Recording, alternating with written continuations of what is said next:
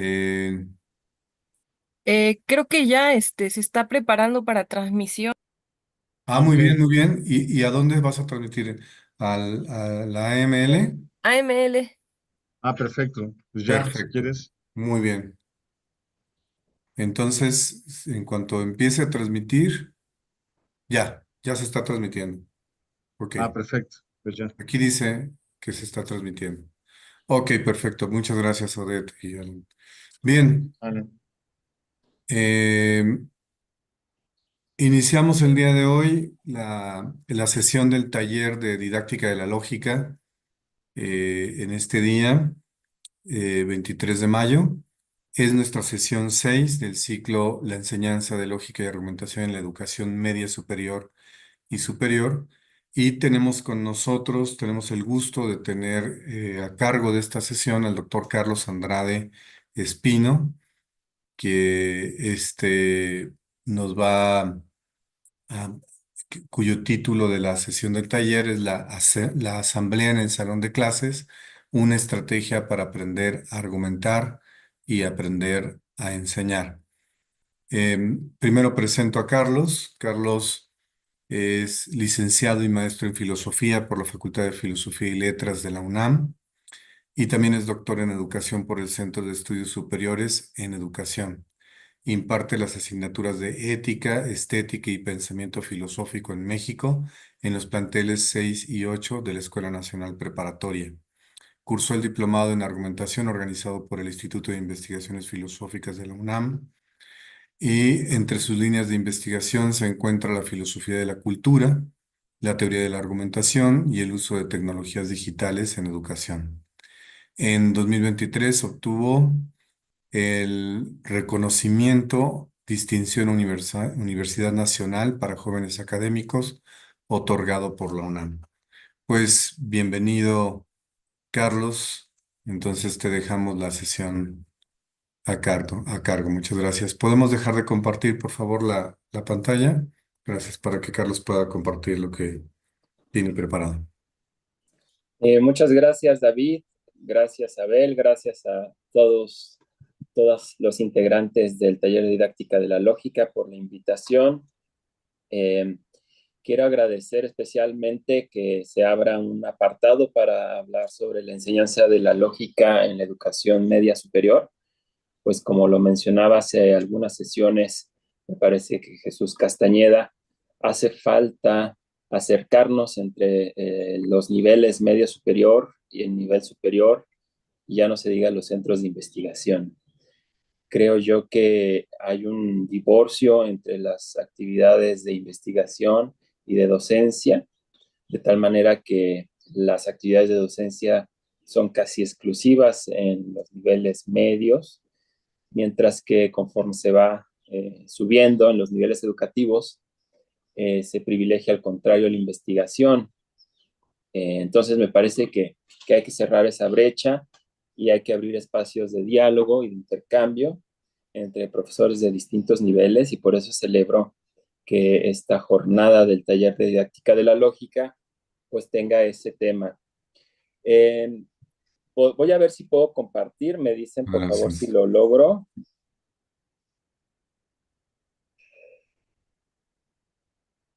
Um,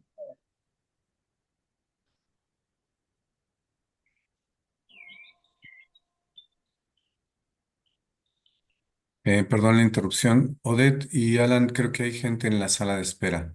Hay que estar checando para admitirlos. Gracias. ¿Sí se ve? Una pregunta. Sí. Se ve ¿Se ve? perfectamente, sí. Muy bien. Bueno, muchas gracias. Entonces, como ya lo mencionaba el profesor David Gaitán, el tema que quiero compartir con ustedes es la asamblea en el aula como una estrategia para enseñar a argumentar y aprender a enseñar. Em, Bien, em, pues en primer lugar, ¿qué es la asamblea de aula? Bueno, es una dinámica grupal que se implementa sobre todo en los niveles de educación básica y secundaria, no en todas las escuelas, por supuesto, sino en aquellas que tienen un modelo pedagógico, podríamos llamarle progresista o alternativo. Algunos autores atribuyen la introducción de la asamblea en el salón de clases al pedagogo Celestín Freinet, que vivió alrededor de finales del 19 y hasta 1960, me parece. Y junto con la imprenta escolar, el texto libre y la correspondencia, la asamblea de aula Sí, porque siempre está todo mojado ahí. está metiendo... Hola, Mary. Encontró a alguien que lo callen. Perdón, una disculpa. No, gracias por estar aquí, Mary. Qué gusto verte.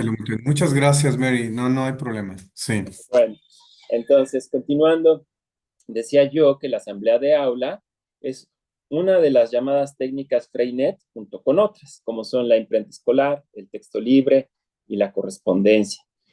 En todas estas técnicas, el objetivo es promover la participación democrática de los estudiantes en procesos colectivos de producción de conocimiento. Ahora bien, la asamblea también cumple otras funciones, como son planear y organizar el trabajo en torno a algún proyecto grupal, compartir emociones o experiencias, resolver conflictos o problemas derivados de la convivencia escolar. Aunque el foco de atención se ha puesto en su potencial para abordar problemas en las relaciones interpersonales, a mí me interesa poner de relieve el desarrollo de habilidades argumentativas en los estudiantes gracias a su participación en la asamblea de aula. Asimismo, ahondaré en los aprendizajes que esta práctica argumentativa aporta a los docentes que participamos en ella. En la comunidad de aprendizaje que se construye a través de la asamblea de aula, no solo los estudiantes aprenden a argumentar, sino que también los docentes aprendemos a enseñar y, en principio, y en todo momento, a enseñar a argumentar. Comenzaré entonces describiendo las inquietudes y convicciones que me llevaron a explorar la técnica de la asamblea de aula, tanto de manera teórica como dentro de mi práctica docente, en cuanto profesor del Colegio de Filosofía de la Escuela Nacional Preparatoria. A continuación, haré una descripción de la asamblea de aula a partir de la experiencia del profesor Horacio Cárdenas. Es un profesor argentino que tiene muchos años trabajando esta técnica en una escuela primaria de la zona metropolitana, por así decir, de Buenos Aires. Estas experiencias las retrata en el libro Los chicos toman la palabra, publicado en 2022 por Siglo XXI. También me basaré en mi propia e incipiente experiencia en la realización de asambleas de aula durante este ciclo escolar. Y para finalizar, presentaré algunas reflexiones a manera de hipótesis sobre el carácter y relevancia de la asamblea de aula, los desafíos y beneficios que conlleva su implementación. Bueno, quiero aclarar que no soy un especialista en las técnicas Freinet.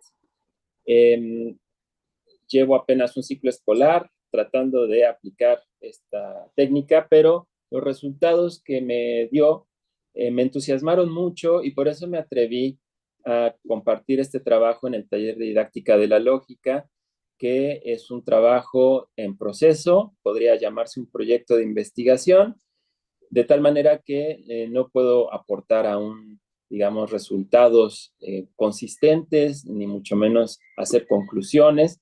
Lo único que pretendo en este trabajo es mostrar algunos avances que me permiten a mí formular algunas hipótesis. Y con eso pretendo concluir el día de hoy. Bien, entonces hablaré de las inquietudes y convicciones que me llevaron a indagar sobre la asamblea de aula y ver cómo se puede aplicar.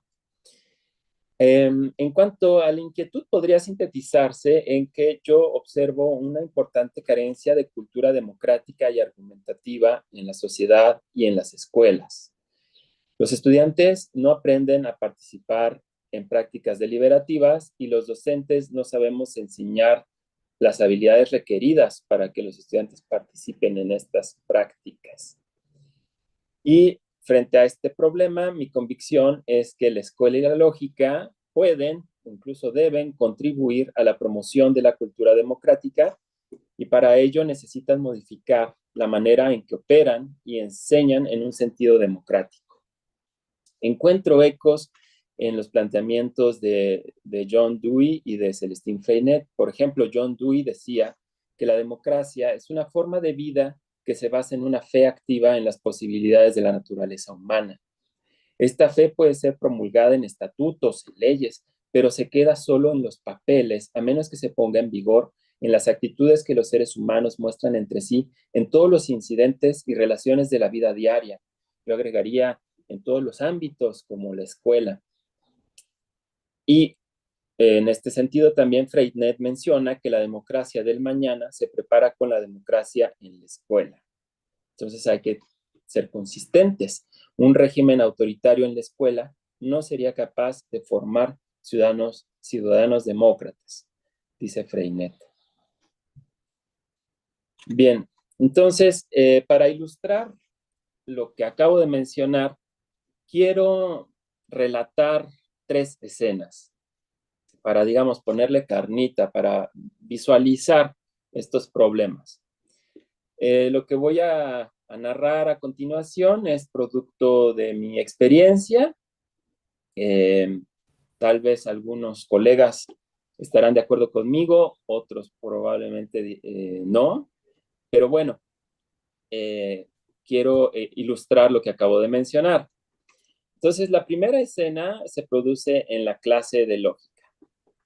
Esta escena pudo haber ocurrido algún día entre 2013 y 2017, años en los que impartí clases de lógica en 4º año de bachillerato en una escuela particular incorporada a la UNAM, y posteriormente tuve un año también en la preparatoria 6 de la Escuela Nacional Preparatoria.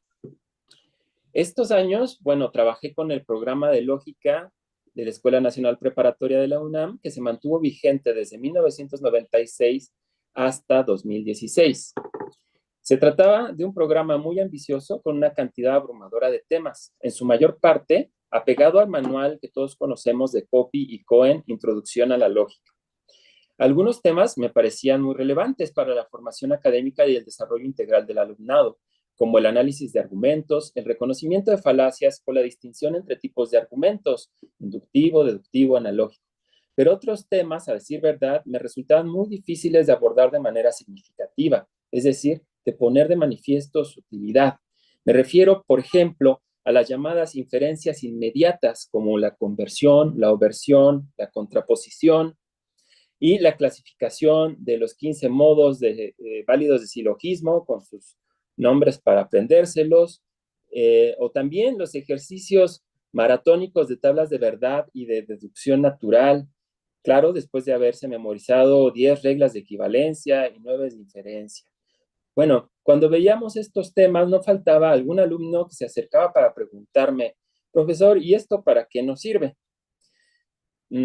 Me encontraba yo en problemas. Me gustaría saber cómo qué responden los colegas que también enseñan lógica. Lo que yo atinaba a decir en respuesta era que estos conocimientos tenían aplicaciones muy importantes en matemáticas, en informática, en ingeniería electrónica.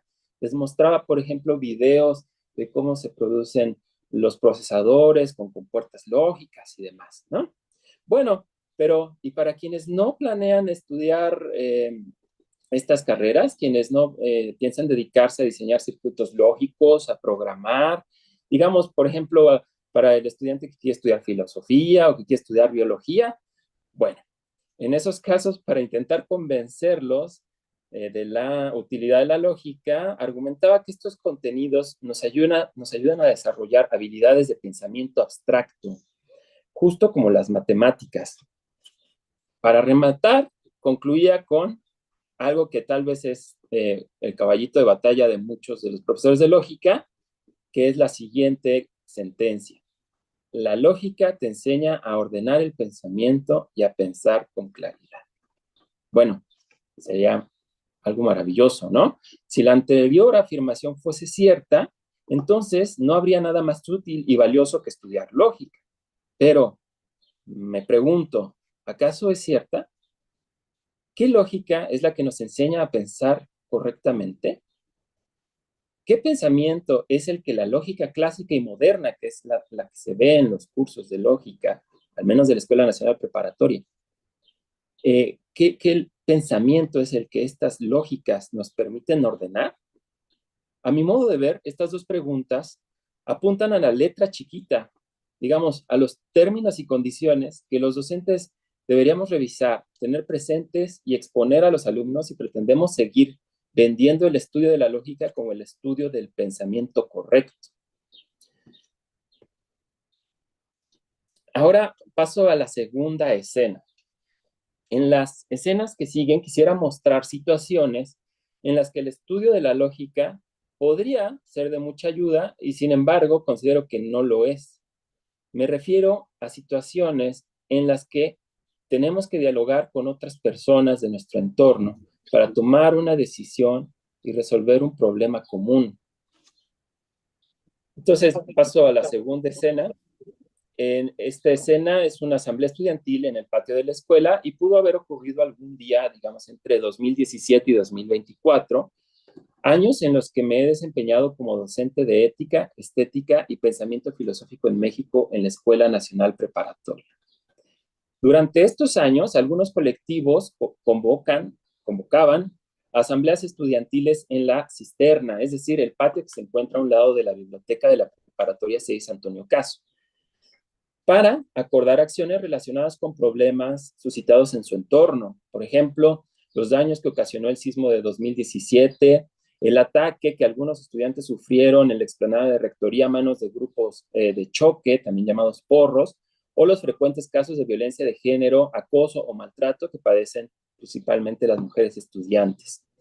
Bien, ¿cómo se desenvuelven regularmente estas asambleas? Debo decir que la descripción que voy a hacer es resultado de observaciones a distancia, porque son asambleas estudiantiles en las que los profesores no estamos invitados y con buenas razones, y también algunos testimonios. Entonces, lo que se puede observar o lo que yo he entendido por los testimonios que me han brindado estudiantes que han participado, es que en estas asambleas asiste un gran número de estudiantes, digamos entre 100 y 300 personas, aunque es poco significativo si tomamos en cuenta que la población de la preparatoria ronda los 5,000 alumnos. A veces se elige una mesa, es decir, personas que cumplirán los roles de moderador, secretario y escrutadores. A continuación, se procede a dar información sobre el asunto que se va a tratar. Posteriormente, se confecciona un pliego petitorio que habrá de presentarse a las autoridades competentes y, por último, se discute un plan de acción que casi siempre se enfoca en realizar algún tipo de paro de actividades. En este punto, es decir, cuando ya se está discutiendo el plan de acción y en particular la propuesta de hacer un paro, es cuando la mayoría de los asistentes a la asamblea, que ya se habían dispersado, perdido la atención después de algunas horas de discusión, con súbito interés desean intervenir para inclinar la balanza hacia alguna de las alternativas. ¿Paro sí o paro no? ¿Y de qué tipo? ¿Total o activo? ¿Y por cuánto tiempo? ¿Definido o indefinido? Aquí es donde se pone el clima álgido, ¿no? Se puede observar entonces cómo el interés, la atención y la participación estudiantil es mucho mayor a la hora de discutir las propuestas de solución a un problema que en la etapa previa de caracterización del problema. Esta observación coincide con la que hace Horacio Cárdenas en su libro, que ya mencioné, Los chicos toman la palabra, así como Ángel González y otros profesores de la Universidad de Nayarit, también respecto a lo que observan que ocurre en sus clases de ética, ¿no? Me refiero a esta falta de atención en la etapa previa de caracterización del problema, mientras que toda la atención se dirige a las propuestas de solución. Pero si no tenemos claro cuál es el problema, entonces la discusión acerca de cómo resolverlo, pues se vuelve un poco confusa, por decirlo menos. En mi opinión, la ausencia de construcción colectiva del planteamiento del problema puede ser una causa de la notable brecha entre lo que Pereda llama el propósito constitutivo de una práctica y el propósito personal. Me refiero al libro de Carlos Pereda de Culturas de la Argumentación. Me explico a qué me refiero. El propósito constitutivo de una práctica deliberativa es coordinar fines y acciones para atender o resolver un problema determinado. Quienes participan en una práctica reconocen su propósito y lo asumen. Sin embargo, como menciona Pereda, también pueden fingir que lo hacen para priorizar la consecución de un propósito personal. En este caso, obtener mediante el paro una semana de descanso extraoficial o, quienes se oponen al paro, evitar la sobrecarga de trabajo que los docentes suelen dejar después de los paros, pues para ponernos al corriente, ¿no? El propósito constitutivo de la práctica deliberativa, a saber, buscar la solución a un problema, pasa entonces a segundo plano. Esta distorsión de las prácticas deliberativas se ha agudizado, por lo que he podido observar, con la incorporación de recursos tecnológicos como la transmisión en vivo de las asambleas y el uso de formularios para realizar votaciones. Aunque la intención de incorporar estas tecnologías es tratar de hacer más democrática la toma de decisiones al incluir un mayor número de personas, que por alguna razón no pueden estar presentes, lo que termina ocurriendo es que la práctica deliberativa se empobrece, pues las decisiones se basan más en votos y menos en razones. Y por último, perdonen que me haya extendido, pero me parece importante caracterizar el problema y hacerlo de manera tangible, con imágenes, pues hablaré de una tercera escena que es en la sala de profesores. Para que no se crea que los estudiantes tienen problemas de habilidades argumentativas y los adultos no. Creo yo que los adultos también tenemos problemas graves de habilidades argumentativas, pensamiento crítico. Y por supuesto estoy hablando de mí también, ¿no? Me incluyo en esa caracterización.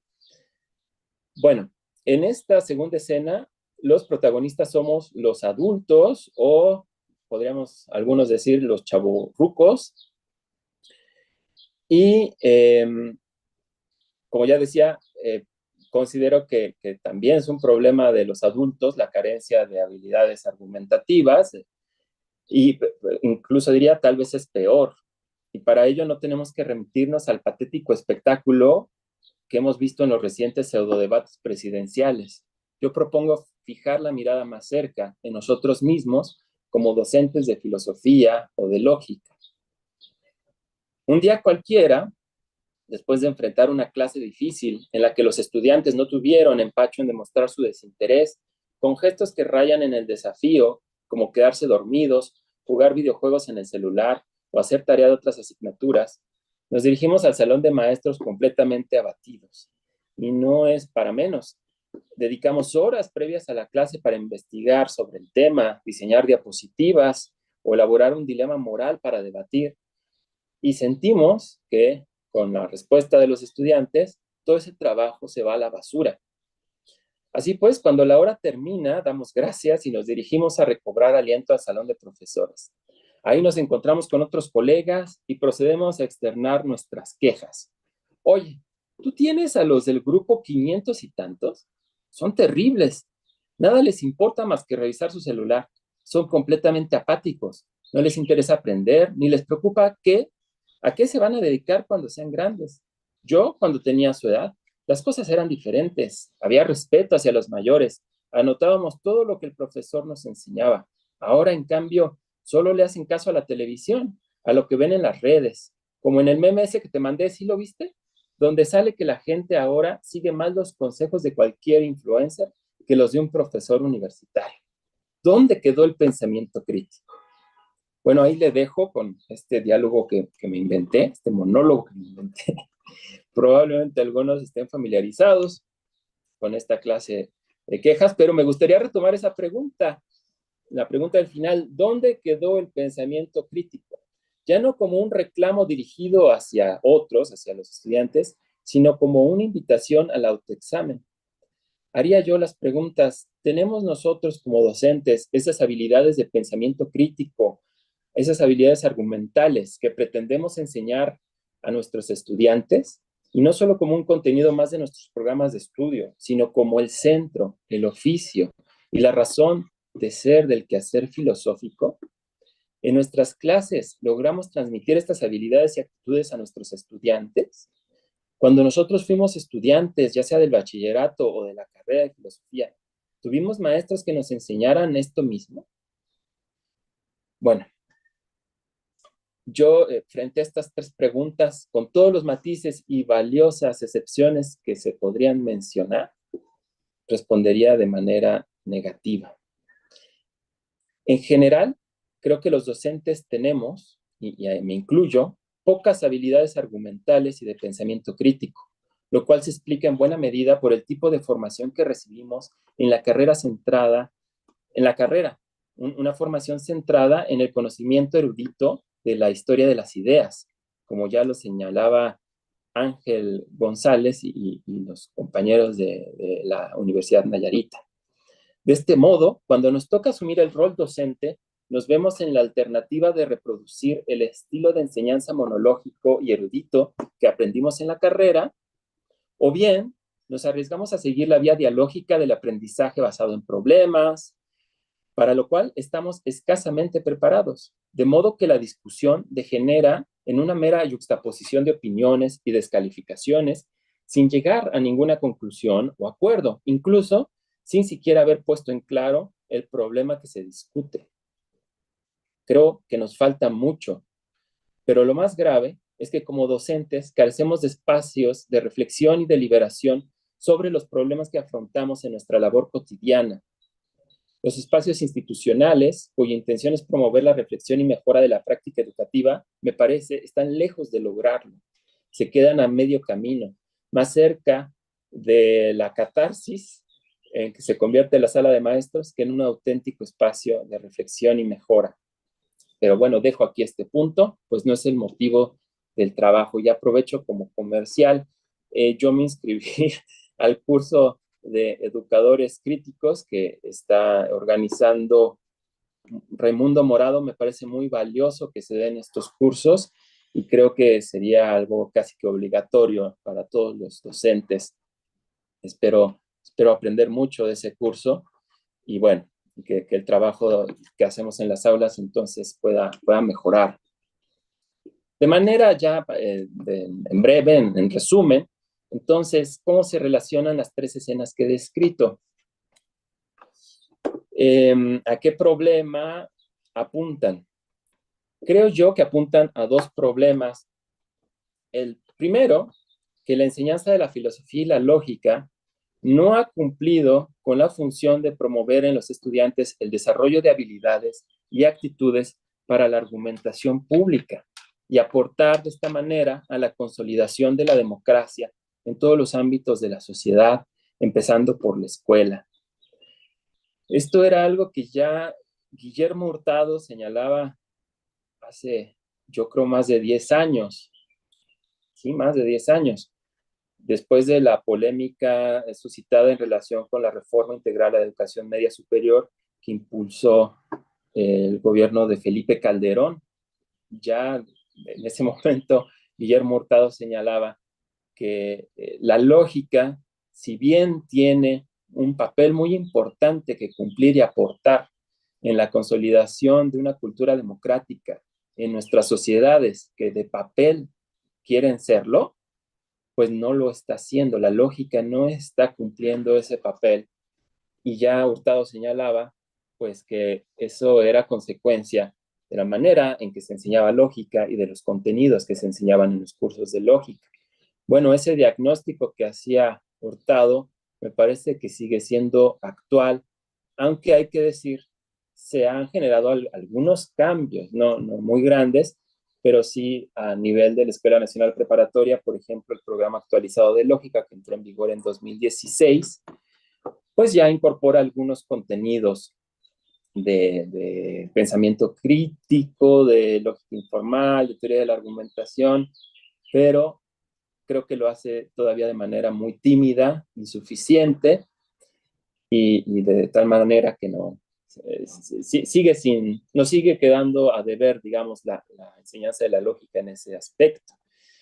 Y el segundo punto es que los docentes de filosofía y lógica no contamos ni con los recursos suficientes para enseñar con el ejemplo y mediante la práctica habilidades argumentativas, y tampoco, probablemente, para percatarnos de que nos faltan estos recursos y así buscar subsanar esta carencia. Bueno, entonces, una vez explicado el problema, espero que se entienda la relevancia, la pertinencia de la propuesta de la asamblea en el aula.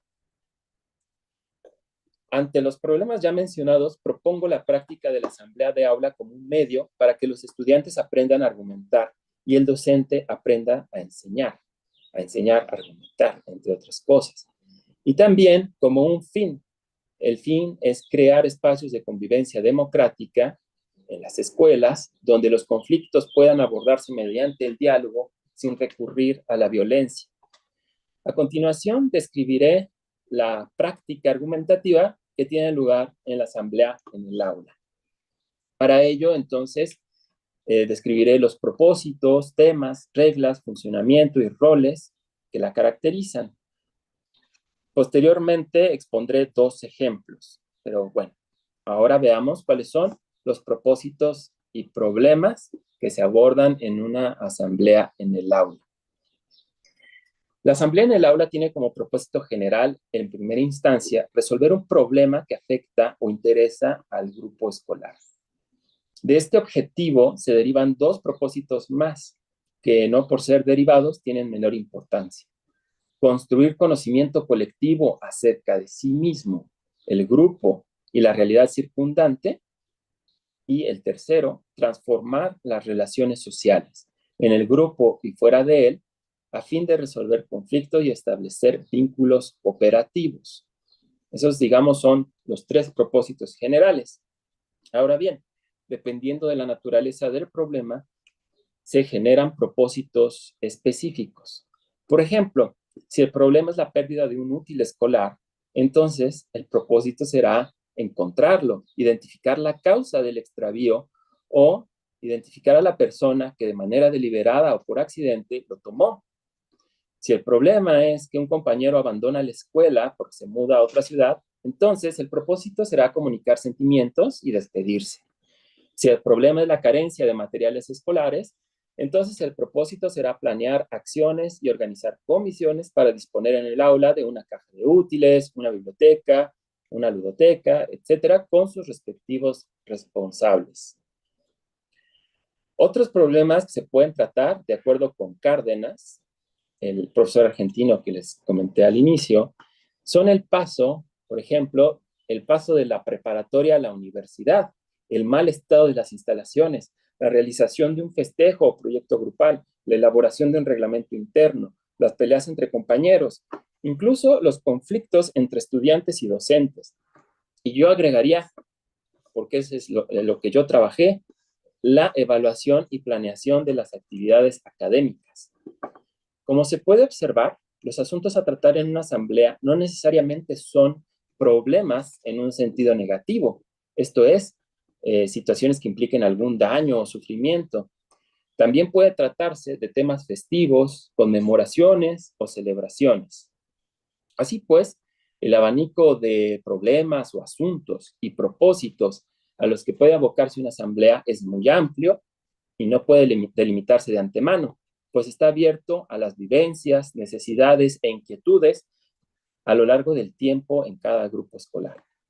Lo que sí es importante, y en esto la asamblea de aula se distingue de las dinámicas de juego de roles que imitan instituciones formales, como el muy famoso modelo de Naciones Unidas común, es que los problemas seleccionados, perdón, me olvidé de pasar diapositiva, es que los problemas seleccionados respondan a inquietudes reales de los estudiantes, que tengan asidero en su vivencia del entorno. Entonces, no se va a plantear realizar una asamblea donde los estudiantes jueguen a ser quienes no son y a tratar problemas que no les afectan, ¿no? Como ocurre en el modelo de Naciones Unidas, porque el objetivo no es desarrollar habilidades verbales de elocuencia o de persuasión, sino el objetivo es resolver problemas que atañen a los estudiantes como estudiantes para mejorar así su ambiente de trabajo. Ahora, en relación con la elección del tema de una asamblea, es pertinente preguntarse qué tipo de problemas conviene tratar en asamblea y cuáles de manera personal. Una posible respuesta sería que los problemas a tratar en asamblea son aquellos que interesan y afectan de un modo u otro a todo el grupo, mientras que los problemas que afectan solo a una parte o a ciertos individuos sería mejor tratarlos por separado. Pero, ¿cómo juzgar a quién le afecta un problema y a quién no, sin preguntar a las personas? Ante esta dificultad, Cárdenas sugiere consultar siempre al grupo. Por supuesto, también hay problemas que pertenecen a la vida privada de las personas que la asamblea no puede abordar sin el consentimiento de los involucrados. Ahora, me voy a ir más rápido porque entiendo, David, tú me dirás que el uso y costumbre de estas sesiones es que se disponga más o menos de 1 hora. No hay restricción, puedes tardarte más de 1 hora, no hay problema, y con tal de que dejes algún espacio para la interacción. Tú Muy bien, consideras tu resolución. muy bien, muy bien. De acuerdo. Entonces, me animo a comentar que esta cuestión de qué problemas tratar en una asamblea, es decir, qué problemas poner sobre la mesa de manera pública, es una pregunta delicada y creo que va en contracorriente de la práctica habitual en las escuelas, donde siempre, o bueno, voy a matizar, ¿no? Donde muchas veces se prefiere atender los problemas de forma individual sin indagar más, o sea, sin ver cuáles son, digamos, las implicaciones de este problema, con tal de no hacer el problema más grande, ¿no? Entonces, por ejemplo, si a Juanito le robaron sus lentes, entonces muchas veces las escuelas lo que prefieren es tratar el problema con Juanito, ¿no? Y a ver, Juanito, ¿dónde dejaste tus lentes? ¿Por qué no los guardas? ¿Cómo podrías hacer para que no te los roben? Cosas de ese tipo. Y de esa manera el problema se delimita a Juanito y así no se hace más grande. Pero muchas veces pasa que el problema es más grande. Y si nosotros pretendemos tratarlo de manera individual, lo único que logramos es que más tarde vuelva a ocurrir, pero ya no Juanito, sino Merenganita, ¿no? Ahora Merenganita le robaron su celular. Y entonces, al fin y al cabo, lo que ocurre es que el problema, en lugar de resolverse de manera grupal, de manera efectiva, se le van poniendo parchecitos y curitas de forma individual, ¿no? Ahora bien, hay personas que pueden decir, es que tratar problemas de manera pública en una asamblea pone en evidencia a las personas, atenta contra su privacidad, los pones como frente a un paredón de fusilamiento, ¿no? Cosas de ese tipo. Pero bueno, eso se puede evitar, ¿verdad? Siguiendo las reglas, cumpliendo bien los roles, que es lo que vamos a explicar a continuación. Porque claro que el objetivo de una asamblea de aula es resolver un conflicto para mejorar la convivencia y no empeorarla, ¿no? Entonces esto se puede promover siguiendo las siguientes reglas, estableciendo los roles que voy a describir a continuación. Bueno, para hacer una asamblea de aula, dice Cárdenas, pues en primer lugar hay que colocar las sillas en círculo. ¿Por qué? Bueno, esto es para recalcar que la voz de todos los participantes es igual de importante, que la aportación que todos realicen es valiosa e influirá en la orientación de la discusión y la toma de decisiones. En este círculo y en este mismo plano se debe colocar también el o la maestra. Él o la docente tomará un asiento más en el círculo. Ahora, en mi experiencia, no es necesario formar un círculo con las sillas para dar a entender que durante la asamblea todas las voces cuentan por igual incluida la del docente.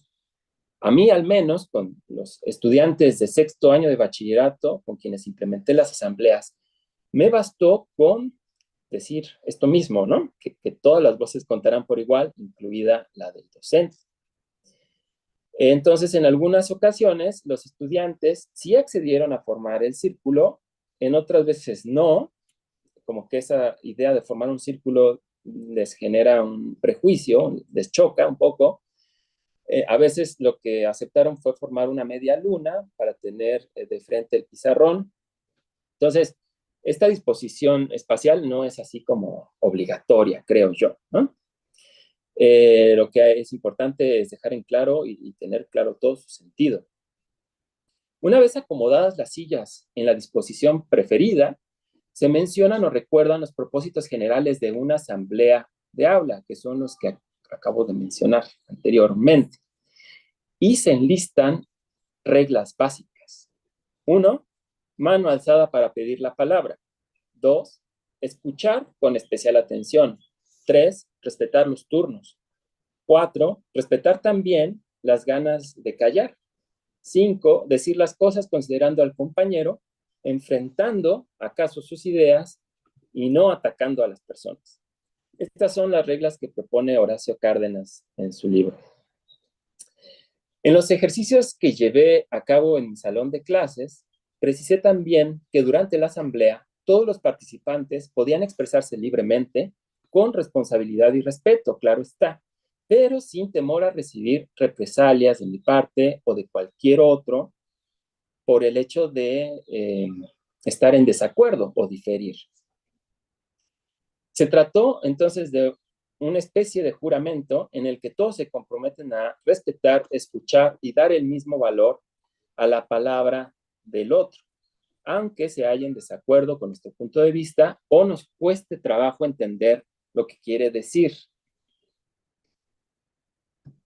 Sí, se va a conferir, ahora hablemos de los roles.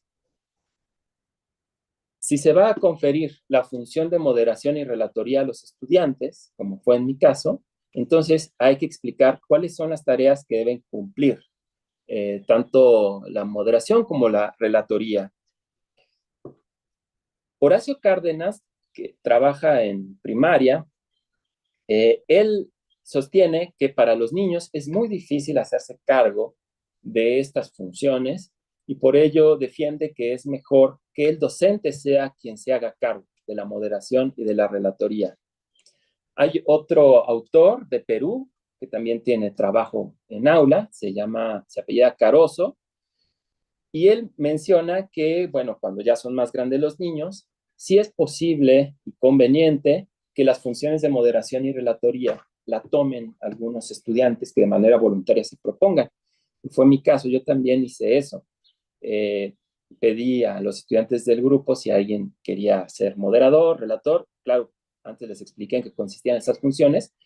Y de esa manera creo que facilita más que se entienda que uno como docente durante la asamblea no está para juzgar, no está para corregir, para sancionar, para poner calificaciones, ¿no? Sino que uno como docente es un participante más.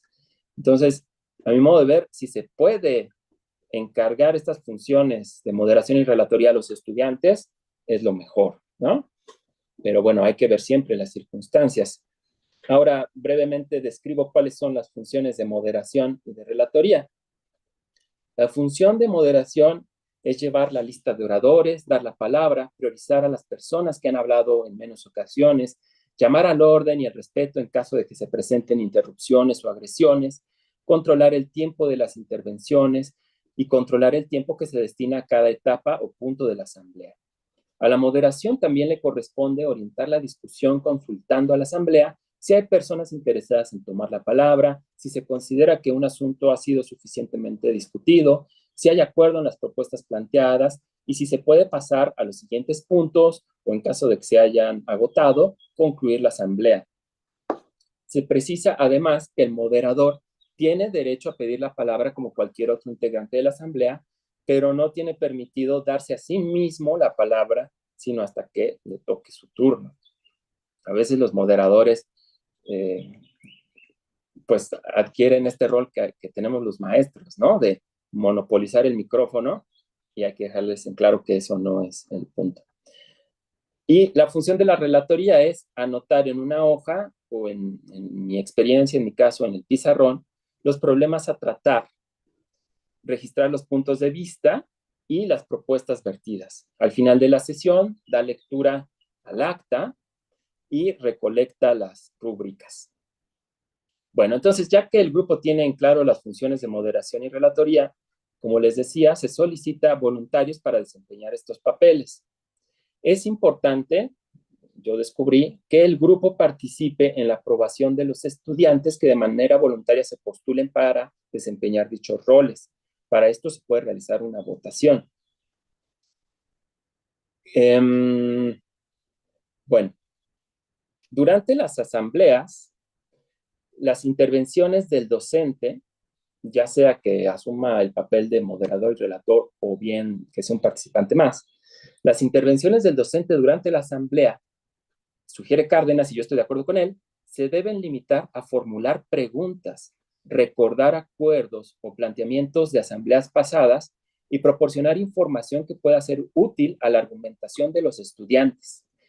El docente, pues, debe abstenerse de plantear soluciones o emitir juicios sobre la veracidad, rectitud o validez de los puntos de vista y argumentos, ya que al expresar sus opiniones, en virtud de la autoridad institucional y epistémica que nunca deja de lado, volvería superfluo el intercambio de argumentos entre estudiantes. Si todo se resuelve al fin y al cabo a través del fallo de la voz experta del maestro, entonces, ¿para qué dar tantas vueltas y solicitar la participación de los estudiantes? Al respecto, dice Cárdenas, si nuestros pareceres personales rigen la charla, o sea, se refiere a los maestros, ¿no? Si los pareceres personales de los maestros rigen la charla, la participación infantil se falsifica. Los demás se vuelven medios y ya no fines. Aunque sin malicia, nuestra intervención se parecería mucho a la manipulación. En vez de construir la democracia, la simularíamos. En este sentido, Cárdenas sugiere que el docente cultive el arte de hacer preguntas, el cual este planteamiento de Cárdenas me fascinó, porque no lo entiendo, ¿no? Bueno, porque me parece algo muy complejo, el arte de hacer preguntas, el cual consiste en ciencia y paciencia. Ciencia para formular las preguntas críticas que lleven a los estudiantes a examinar sus razones, justificarlas, establecer garantías, formular ejemplos, explicaciones, derivar posibles consecuencias, ponderar distintas alternativas. Y paciencia para evitar orientar la argumentación hacia la solución que uno cree adecuada, pero los chicos no, o que aún no logran entrever. Paciencia también para encontrar el momento adecuado para formular cada pregunta. El papel del docente, como se puede observar, se halla en tensión entre la situación ideal de habla que presupone la asamblea, retomando este término de Habermas, una situación caracterizada por la igualdad y libertad para hablar, y la situación de habla real, propia de un sistema educativo estructurado de forma jerárquica y que opera bajo coacción. Cito de nuevo a Cárdenas. En cuanto a situación de enseñanza, en la asamblea hay asimetría. La escolar es una forma específica de asamblea. Tiene una maestra a cargo. Por esa especificidad y por esa asimetría, la docente es responsable de horizontalizar, tanto cuanto pueda, y acaso más, el ejercicio del poder. Las intervenciones en ese sentido consisten en ingerir sin coartar, agitar sin desbandar, desmarcarse sin desentenderse, acompañar sin asfixiar. Nada fácil. En cuanto a la duración y periodicidad, Cárdenas recomienda que se destinen entre 30 y 80 minutos con una periodicidad semanal. Y bueno, que sea eventos periódicos, no solo de una ocasión, ¿no?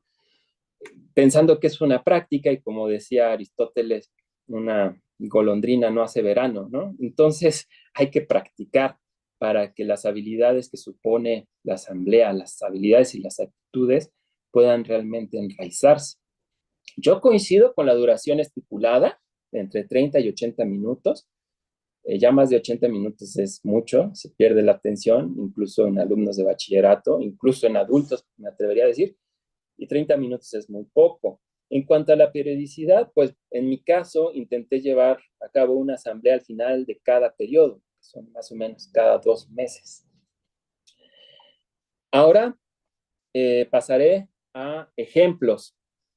Este ejemplo viene en el libro de Horacio Cárdenas y me atrevo a leerlo en extenso, pues porque retrata el tipo de discusión que se puede dar en una asamblea de aula y me parece que se pueden anotar aquí los rasgos que he mencionado de la práctica argumentativa que tiene lugar en una asamblea de aula y se puede también apreciar el tipo de argumentos, de habilidades argumentativas que se ponen en práctica, ¿no? De manera intuitiva, natural.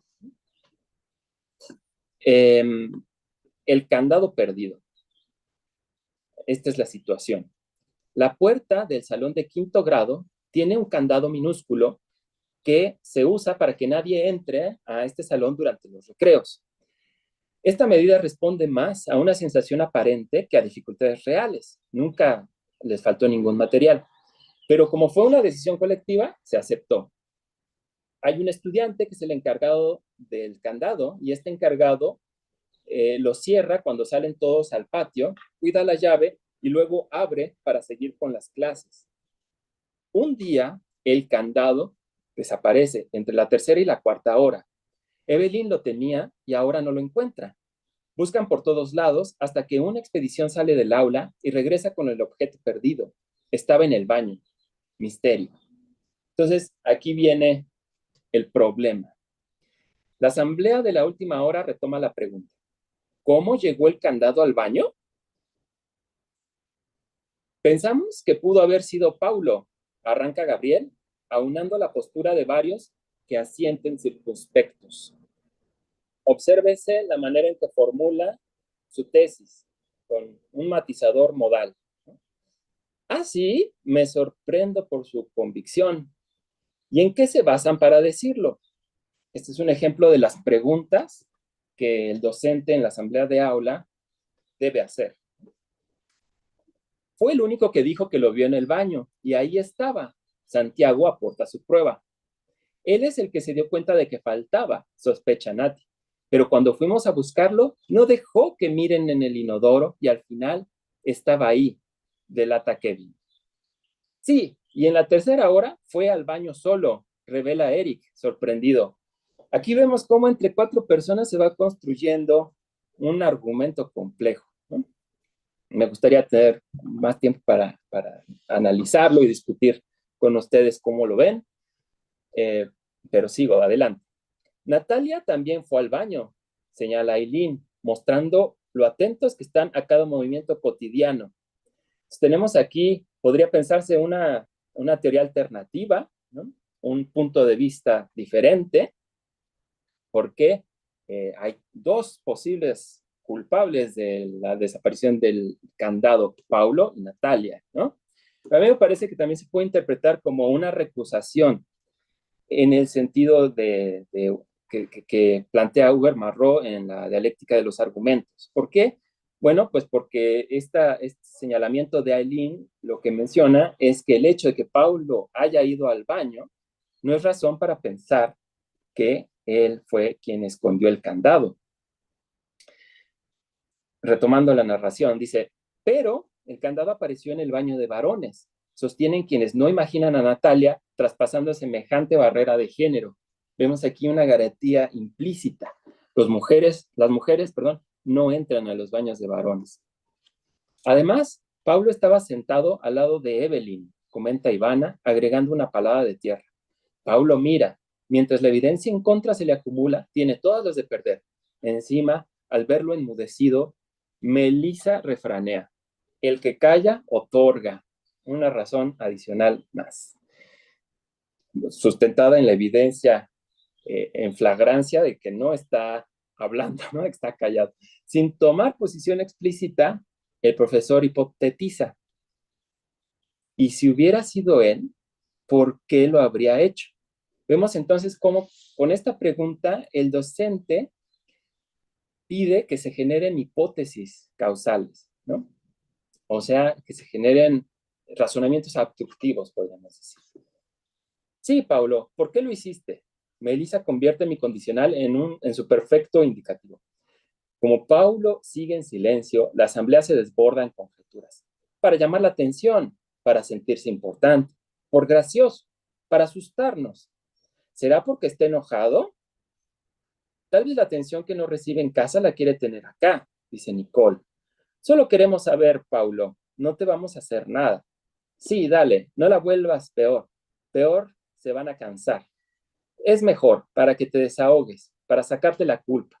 Entonces, aquí quiero poner de relieve cómo el diálogo, que empezó siendo un diálogo de indagación en búsqueda de causas, se convierte en un diálogo, no sé de qué tipo, a ver si me ayudan, ¿no? Como consultando la clasificación de estos señores de Walton y Crabbe, ¿no?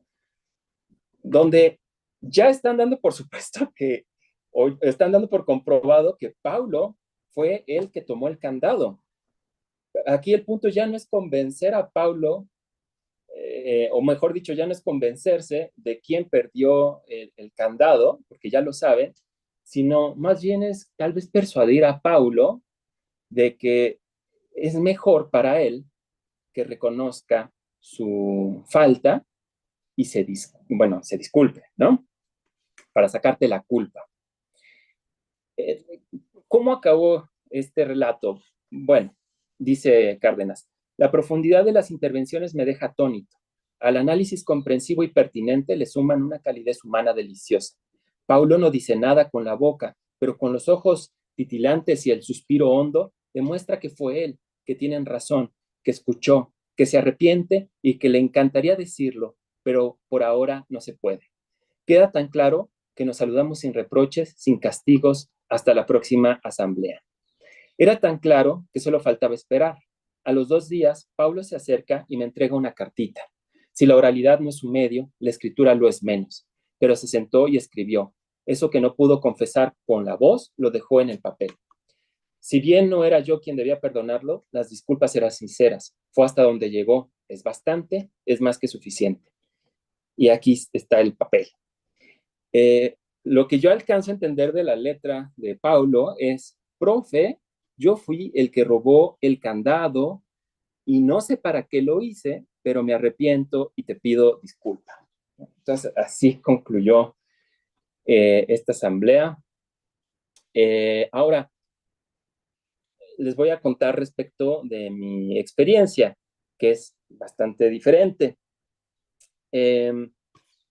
Como les mencionaba, yo en el curso del ciclo escolar que está por concluir, 2023-2024, llevé a cabo 2 asambleas de aula con grupos de 6º año de bachillerato, 2 grupos que cursan la asignatura de Pensamiento Filosófico en México y uno que cursa la asignatura de Estética. Y bueno, ¿por qué hice yo estas asambleas? ¿Cuál era mi propósito personal para llevar a cabo estas asambleas?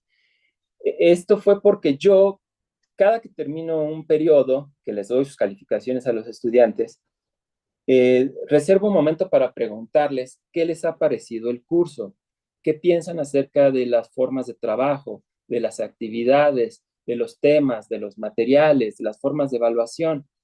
Y entonces trato de abrir un espacio de retroalimentación para que los chicos me comenten y me den sugerencias. Sin embargo, pues en años anteriores, cuando lo hacía de manera, así como lo estoy platicando, de yo en mi calidad de maestro, pararme enfrente de ellos y lanzarles esa pregunta, lo que ellos me respondían era casi siempre, muy bien, sí, todo bien, excelente, ¿no? Entonces, pues yo me quedaba con mis dudas. Hay otra manera de evaluar el trabajo que hacemos los docentes, que aún me genera más dudas. y es que al final de cada año, los estudiantes resuelven un formulario de opción múltiple donde evalúan a todos los profesores de acuerdo a una serie de parámetros que establece la institución. Es un instrumento, no me acuerdo ahorita el nombre. Entonces, bueno, eso me parece aún más dudoso porque pueden responder en función de que le caíste bien, de que le caíste mal, o porque tienen flojera y quieren responder rápido. Pero sobre todo lo que no me gusta de esa manera de evaluación tan tecnificada, tecnocrática, es que no sirve para la mejora en el curso, sino acaso te puede servir si como profesor te lo tomas en serio para el siguiente curso, ¿no? Pero ya el curso en el que estás, pues ya fue como fue, ¿no? Entonces, por eso es que yo me propuse hacer una asamblea de aula y bueno, entonces les expliqué lo que ya mencioné, el propósito, las reglas, los roles, y desgraciadamente no tomé registro, no tengo registro de las conversaciones, lo único que conservo son estas fotos que aparecen en las diapositivas, que son, digamos, las actas de asamblea plasmadas en el pizarrón. Pero lo que sí hice fue, al final del ciclo escolar, pedirles que me dieran su testimonio en relación a 4 preguntas. Les quiero como comentar los resultados y ya con eso concluiría. La primera pregunta fue, ¿cuál fue tu experiencia en las 2 asambleas que se llevaron a cabo durante el curso? Aquí lo que les pedía es que, por una parte, trataran de describir de manera objetiva lo que aconteció, pero que también me comentaran lo que de forma subjetiva experimentaron, pensaron, sintieron, ¿no? Entonces, un ejemplo de respuesta de una persona del grupo 618 es que mi experiencia, dice, fue agradable y pacífica. No había practicado una dinámica en la que el profesor permitiera la crítica de los alumnos respecto a las actividades que se desarrollan. El hecho de que la asamblea sea observada por el profesor y que los alumnos participemos hizo que generáramos un grupo más cercano. El compartir nuestras opiniones, ideas y votar por los elementos nuevos que podíamos ir integrando en las nuevas actividades me brindó más comodidad. Es parte de reconocer también que formó parte activa de cómo se desarrollan las clases y cómo los elementos de las actividades también son para alimentar mis habilidades. Bueno, lo copié y pegué directamente, así como estaba, ¿no? La pregunta 2. Bueno, quiero mencionar respecto a la pregunta 1 que la gran mayoría de los estudiantes me comentaron que no habían participado antes en una dinámica parecida jamás, ¿no? En su historia escolar. Hubo una excepción de una estudiante que sí había tenido una experiencia previa en la escuela secundaria anexa a la normal. Fue el único caso, ¿no? Pero todos los demás me dijeron que no habían tenido experiencias donde el docente generara un espacio para recibir retroalimentación de manera así dialogada, crítica del trabajo que se hacía en el aula. Paso a la siguiente pregunta. ¿Crees que el procedimiento con el que se llevó a cabo la asamblea fue adecuado? Describe lo que recuerdes del procedimiento y precisa si sugieres alguna modificación, como la duración de las participaciones, roles, materiales, temática, frecuencia. Aquí otra persona del mismo grupo dijo, creo que el procedimiento para la asamblea fue adecuado. Se estableció un límite de tiempo para cada participación. Esto es necesario para que se involucren todos en las mismas condiciones y con las mismas oportunidades. Además, había una persona mediadora que gestionaba la participación para que fuera en orden, y en el pizarrón otra persona que iba anotando los avances y alternativas propuestas durante las intervenciones. Esto ayudó a que todo fuera más fluido y fácil, y a sintetizar las ideas de una manera óptima para facilitar la votación. Me agradó mucho el procedimiento, ya que todos participamos en las mismas condiciones y a todos se nos tomó en cuenta. Fue una gran oportunidad para intercambiar ideas como grupo.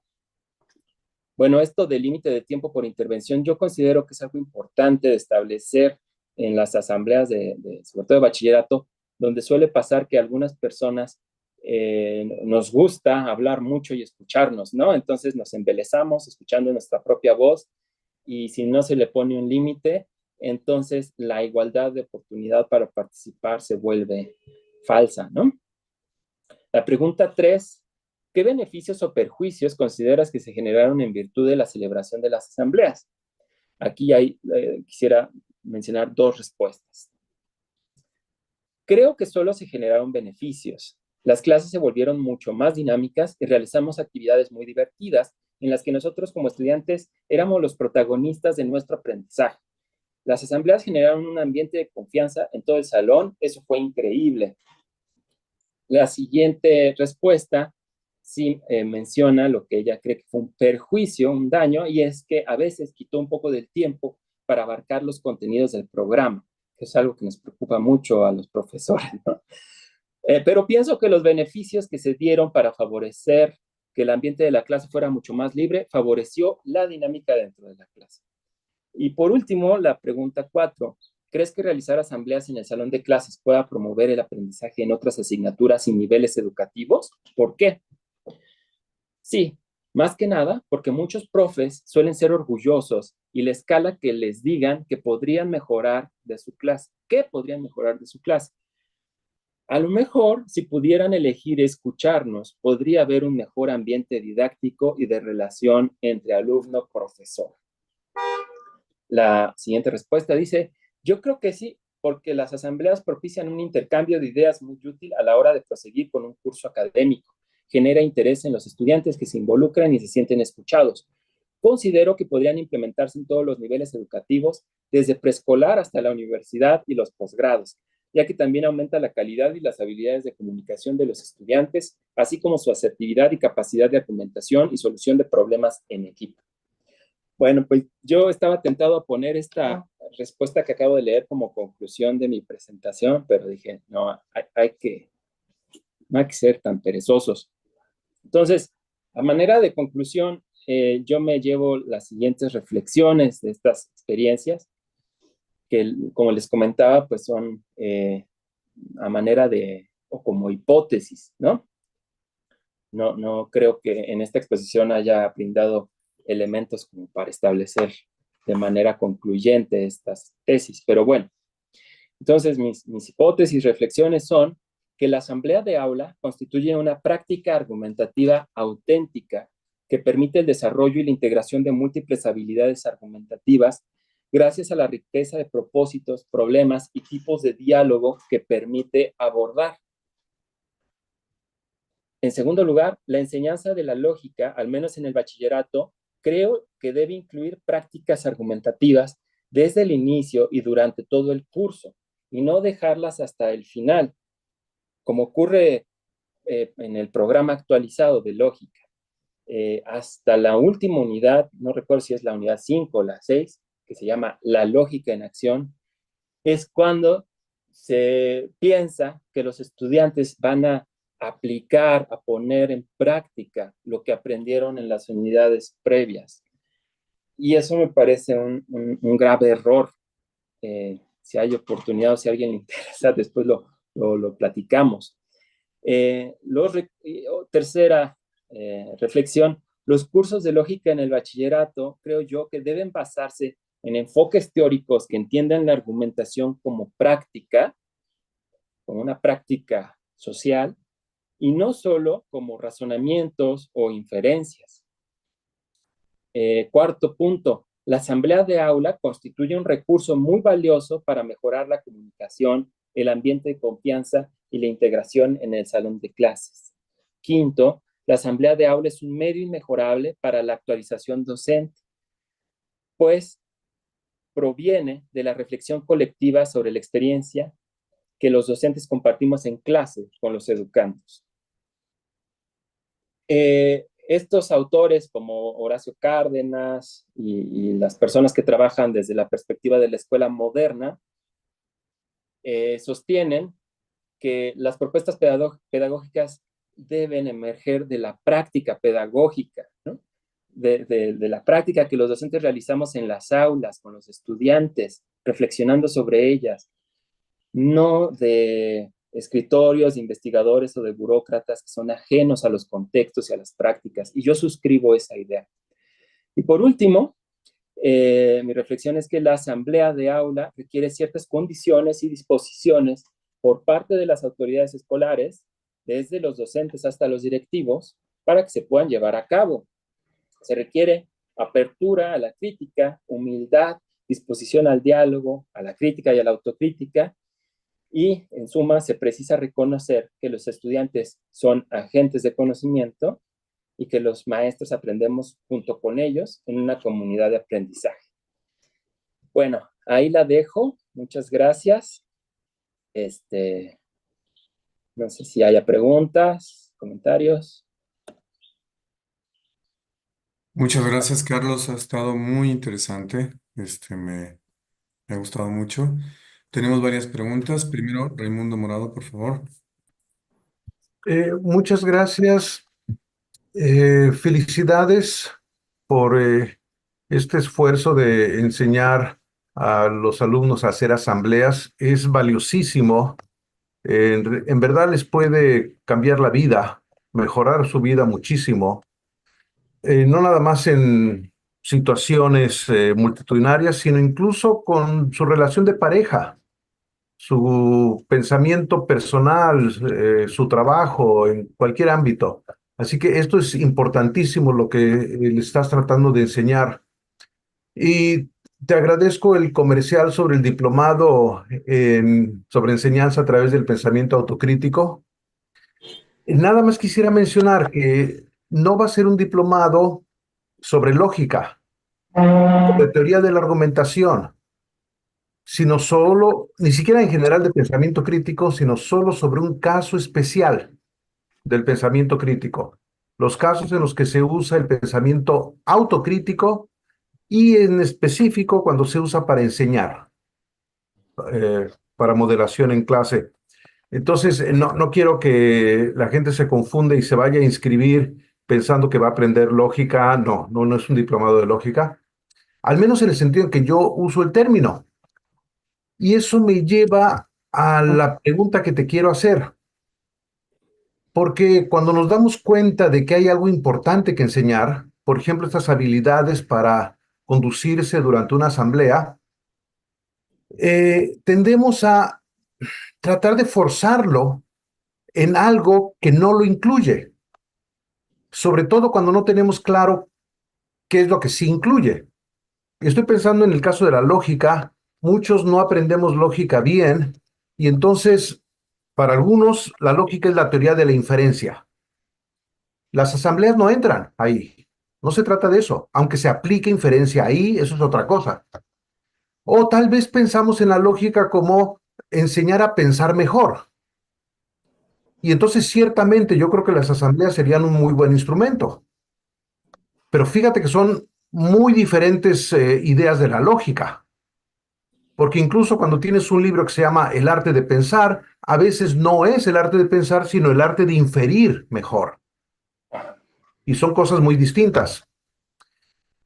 La opción normalmente es crear un espacio nuevo. Vamos a poner una clase de gimnasia porque creemos que la gimnasia es muy importante. No le vamos a llamar historia, no le vamos a llamar geografía. A veces sí, para meterla con calzador en el programa de estudios y poder. Pero es una estafa, es dar gato por liebre. Lo más honesto es decir, necesitamos una materia de gimnasia, aunque sea gimnasia mental, y a lo mejor tenemos que descartar otras disciplinas. Y las disciplinas entran y salen de los programas de estudio, como sabemos. Entonces, mi pregunta es si estás proponiéndonos dar otra cosa, además de la lógica como yo la entiendo, como teoría de la inferencia, o estás proponiendo dar otra cosa en vez de la lógica, que aunque le llamemos lógica, realmente no sea lógica en este sentido, sino que sea otra cosa, que sea cómo pensar mejor, por ejemplo, en grupo, cómo estructurar mejor nuestro pensamiento. Y a veces van a haber cosas diferenciales, pero no ese es el propósito. Si lo tocamos, lo usaremos, pero será más bien como lógica aplicada. Trataré de explicarme mejor, porque puede ser vago lo que les acabo de decir. eh, con unos ejemplos. La medicina no es primeros auxilios, no es dietética, pero estas cosas son muy importantes y creo que funcionarían incluso como introducción a la medicina aplicada, porque la medicina es el sustrato que está detrás o abajo de la dietética y los primeros auxilios, etcétera. La física no es ingeniería, pero la ingeniería puede ser una importante introducción a la física aplicada, porque es el sustrato. Si estás aprendiendo a aplicar la física, eso es lo que está detrás. O las matemáticas no son enseñar contaduría, o algo que necesitamos mucho en México, aprender sobre ahorros e inversiones. Eso destruye muchas familias, porque la gente no sabe invertir, no sabe ahorrar, no sabe cuánto y cómo y dónde, pero estas cosas son una importante introducción a las matemáticas aplicadas, pero no son matemáticas. Matemáticas es otra cosa, es el sustrato que permite que hagamos estas aplicaciones mejor. Entonces me parece que tenemos por lo menos dos opciones, tal vez se les ocurren otras más. Una es respetar la especificidad de la disciplina, como en muchas clases en química, que no van a incluir dietética, aunque la dietética es importantísima, es cosa de vida o muerte. Pero en la clase de química voy a hablar de procesos químicos, no de lo que debemos comer, sobre las vitaminas y todo eso. Eso no lo voy a mencionar, tal vez tangencialmente, tal vez como un ejemplo de aplicación, pero están aquí para aprender química, no para aprender dietética, que es otra cosa. Eh, o cambiar el sentido y decir, miren, le vamos a llamar química por razones administrativas, pero en realidad no va a ser química, vamos a hacer una introducción. Y muchas veces en las clases de matemáticas lo que te enseñan es realmente habilidades para poder manejarte en la vida diaria y no son matemáticas lo que estás aprendiendo, pero es muy provechoso, es muy útil. Le llamamos matemáticas, pero no es realmente matemáticas porque pues queremos que se oiga bonito y tomar un título honorífico y no se nos ocurre cómo llamarle de otra manera. Aprender a hacer asambleas es una introducción muy importante a muchas cosas. Por ejemplo, teoría de la argumentación, pero no es teoría de la argumentación como tú sabes. A lógica, pero no es lógica, por lo menos en el sentido que yo mencionaba, de teoría de la inferencia. A teoría de decisiones, pero no es teoría de decisiones, que es una rama importante de la matemática. A pensamiento crítico, pero no es pensamiento crítico. Nos puede ayudar a acercarnos a ello, a aplicarlo, etcétera, pero no es teoría de pensamiento crítico. A redacción, pero no es redacción. Ni siquiera es lógica en el sentido de lógica en acción.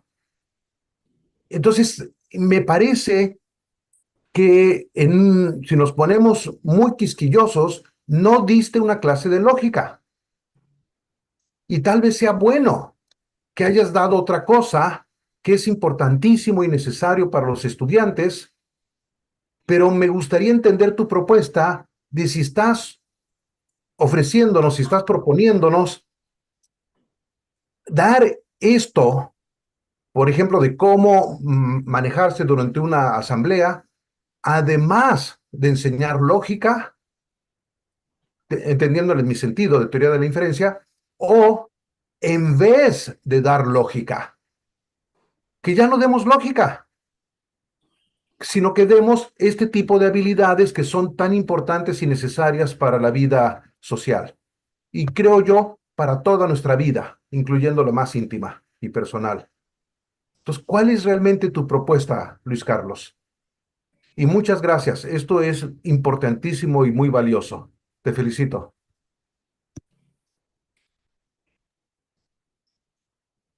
Procedo, ¿contesto, David?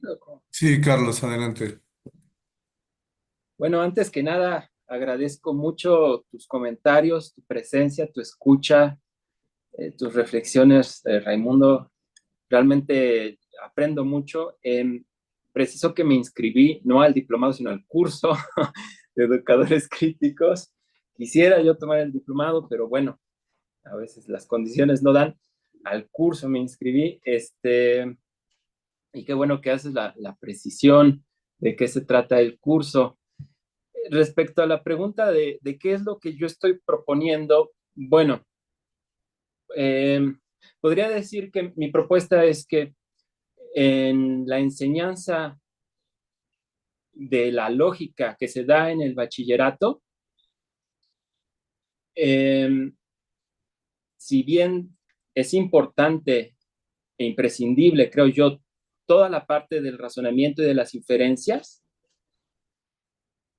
pienso también que es importante las prácticas argumentativas, que es distinto a hacer ejercicios de inferencias, porque eso se hace mucho, ¿no? Si yo digo que en lógica no se aplican los conocimientos, cualquier persona con justa razón me va a decir estoy loco, ¿no? No puedo ver ahí cuántos ejercicios hay en copy, hay muchos, ¿no? Pero son ejercicios de inferencias, ¿no? No son prácticas argumentativas.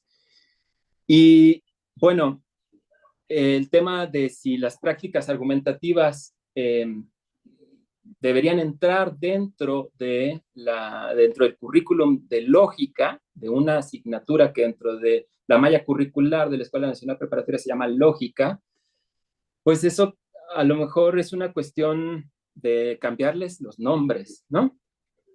Por ejemplo, creo que en otras instituciones educativas, la UACM, a lo mejor David nos puede aclarar, no es lógica, ¿no? Sino es pensamiento crítico, lógica, argumentación y varias cosas más, ¿no?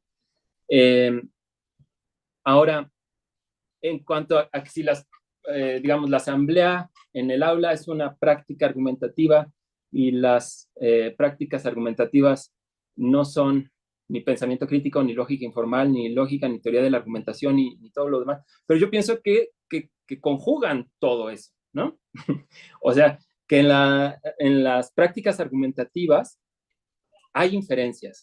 En las prácticas argumentativas se siguen, por ejemplo, reglas, o se busca seguir reglas, ¿no? De una discusión crítica, de la pragmadialéctica, que se dan razones, que se dan objeciones, que, etcétera. Al menos a mí me parece que es una práctica muy integral en ese sentido, pero a lo mejor si, o sea, como entendiendo el punto, es como en qué asignatura tendría lugar, ¿no? Y entonces ahí, pues, una cosa que se me ocurre es, ok, dentro de la asignatura de lógica, tal vez cambiándole el nombre, dándole prioridad. ¿Por qué? Porque de por sí ya está. Por ejemplo, en el programa de lógica actualizado, tenemos prácticas argumentativas en la última unidad, que se titula Lógica en Acción. ¿Y a qué me refiero con que tenemos prácticas argumentativas en esa última unidad? Pues porque se habla de hacer debates, ¿no? Entonces, pues el debate es una práctica argumentativa, pero a mi modo de ver, bueno, es muy rica también, ¿no? Es una práctica argumentativa muy rica, pero a mi modo de ver, la asamblea de aula también tiene mucho potencial, ¿no?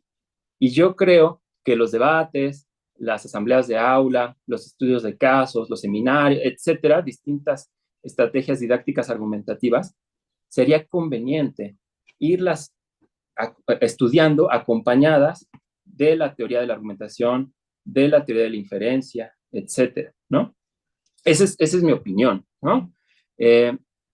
Otra respuesta que podría ensayar es como basándome en la manera en que se realizan las asambleas de aula en la escuela primaria y secundaria, porque ahí en la primaria sobre todo la llevan a cabo los profesores de grupo y entonces ahí la asamblea de aula no entra en ninguna disciplina y no se están planteando estas preguntas, ¿no? Como de en qué asignatura, en qué disciplina es pertinente ver o hacer una asamblea de aula, ¿no? Sino que es como un momento aparte, ¿no? Entonces, a lo mejor esa es una segunda opción, ¿no? Pero bueno, espero haber contestado en algo. La verdad es que estas preguntas también a mí me generan muchas preguntas y, y no estoy seguro de las respuestas, ¿no? Las arrojo como tentativas. Muchas gracias, Luis Carlos. Gracias. Gracias por la pregunta, gracias por la respuesta, Carlos. Bueno, yo tengo tengo tres preguntas, pero la verdad es que apenas ayer actualicé el Zoom. Nos pidió a varios actualizarlo, no sé si a todos, y no encuentro dónde levantar la mano. Pero entonces, si no hay algunas preguntas, alguna otra pregunta del auditorio, yo tengo algunas. Yo había levantado la mano, profesor, pero no sé Ah, si muy apareció. bien. Entonces, tú primero, Froilán, porque yo estoy moderando y enseguida yo hago mis preguntas. Bueno, Tenemos también una pregunta en el chat, ahora que recuerdo, y tenemos una pregunta desde YouTube. Entonces, comienza tú, Froilán, por favor. Breve para que podamos todos participar. Y Alan Perdón, también. ¿me permiten un segundo en lo que voy? Es que se le está acabando la pila a mi aparato. Sí, no te preocupes, te esperamos. Sí.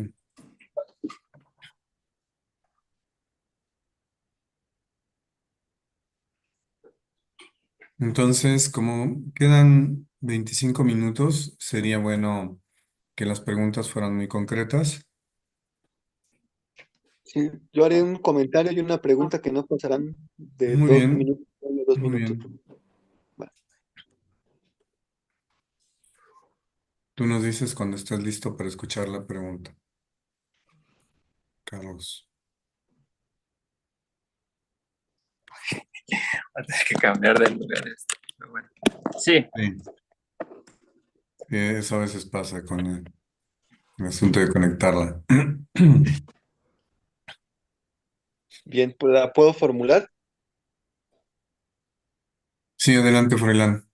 Bueno, mi nombre es Froilán Hernández y soy pasante de la licenciatura en Filosofía e Historia de las Ideas con especialización en Lógica y Epistemología de la Universidad Autónoma de la Ciudad de México. Y no lo menciono esto como con presunción, sino para mostrar por qué estoy participando, cuál es mi interés. Estudio lógica y esto de la enseñanza de la lógica me interesa. Voy a hacer un comentario y después una pregunta. Antes de eso voy a decir que me gustó mucho esta presentación, sobre todo que toma en cuenta este Luis su circunstancia y su forma particular de ver un problema. Entonces, voy a empezar diciendo que comúnmente se enseña lógica objetivamente, es decir, que se deja de lado las particularidades de la circunstancia del estudiante, como sus sentimientos o sus deseos. Una de las razones para hacer lo anterior es que el objetivo de la academia es presentar los conocimientos suficientes y necesarios para que el estudiante realice una actividad lucrativa en relación a su área, que esto no lo entiendo del todo. No entiendo muy bien cuál sería una relación lucrativa en el área de lógica, pero bueno. El proceso y los contenidos para aprender lógica son objetivos, técnicos y abstractos. No es simple una comprensión adecuada de estos. A menudo en la UACM se escucha que los estudiantes justifican su elección de la carrera de filosofía porque no les gustan las matemáticas. La lógica es una materia necesaria en el mapa curricular de la UACM en filosofía. Y la lógica es análoga a la matemática en su aspecto abstracto, al menos la lógica formal. Dicho esto, parece ser que algunos estudiantes le tienen cierta aversión a la lógica y cuando tienen que tomar una clase que es necesaria para poderse titular, pues esto ya es problemático para el profesor que va a impartir la clase. Entonces, retomando el ejemplo que dio este Luis, en el que había un grupo que no ponía atención y que se concentraba más en su celular que en la clase, mi pregunta es la siguiente. Luis, ¿tú crees que si dejamos de lado la objetividad y el profesor que imparte lógica se concentra más en los intereses de los estudiantes, por ejemplo, en cómo inferir correctamente para jugar un juego de celular o en una aplicación o en una circunstancia, a lo mejor como para seducir a alguien que te agrada, ¿crees que esto pueda cautivar el interés de los estudiantes y con ello mejorar la enseñanza de la lógica? Esa sería mi pregunta.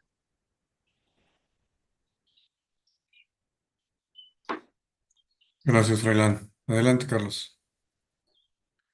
Bueno, pues para ensayar una respuesta breve, pienso que sí, que la apuesta o mi propuesta de hacer prácticas argumentativas en general en todas las asignaturas yo propondría, ¿no? Pero en particular en la de lógica, tiene que ver con hacer que la problemática que está en el entorno y que nos afecta a estudiantes y profesores sea el tema de aprendizaje y de estudio. Creo que en esa medida uno puede estar motivado, los estudiantes pueden estar más motivados para aprender porque le ven sentido, le ven significado, le ven utilidad a lo que están aprendiendo. Creo que es mucho más fácil que se motiven si uno aborda problemas que tienen que ver con sus intereses, con sus inquietudes, que si sacas un problema de un libro de texto, por ejemplo, de un contexto de Estados Unidos, ¿no? Del siglo XVIII, cuando no sé quién le dijo a no sé cuál, y entonces vamos a analizar su argumento. Creo que eso es más difícil, ¿no? Enganchar a los estudiantes o que se motiven. Ahora bien, el hecho de que uno trate de tomar como objeto de estudio y aprendizaje problemas del entorno, problemas que nos atraviesan, a mí no me parece que implique entonces el adoptar una perspectiva subjetiva y dejar a un lado la objetividad. Eso no creo que sea así, ¿no? Yo creo que son dos cosas distintas, ¿no? Pero bueno, hasta ahí le dejaría. No sé Muchas gracias por tu respuesta. Me gustó, gracias. Gracias. Gracias, Froilán, por la pregunta. Hay una pregunta en el chat, voy a leerla. Es de Mary Kristen Gracia. Bueno, primero tú puedes leer ahí todas las felicitaciones sobre tu trabajo. Y la pregunta es, ¿cuál sería la diferencia entre asamblea de aula y debate? Pues es una buena pregunta. Pues son muy diferentes, ¿no? Tienen propósitos distintos, reglas distintas.